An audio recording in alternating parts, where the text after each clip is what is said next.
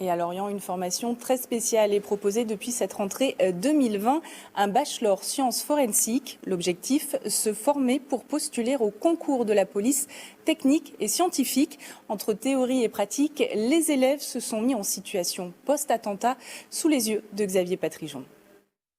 Ils sont 26 étudiants à se répartir 4 scènes de crime cet après-midi au lycée Saint-Joseph-la-Salle de Lorient.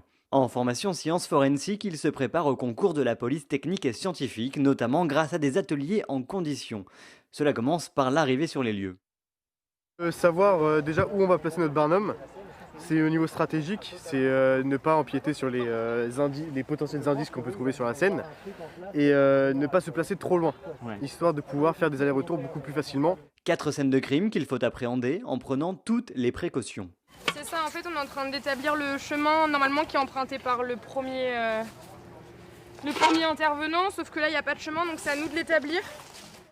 S'ensuivent les prises de mesures, relevés techniques et relevés 3D grâce à ce type de scanner, tout cela en collant au plus près à la réalité.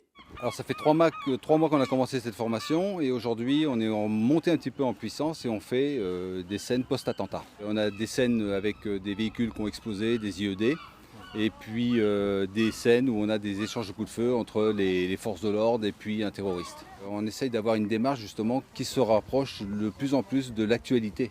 Il faut les préparer à ça. On est confronté dans ce métier à la mort en permanence. Donc c'est à eux de voir tout de suite s'ils sont faits pour ce métier ou pas.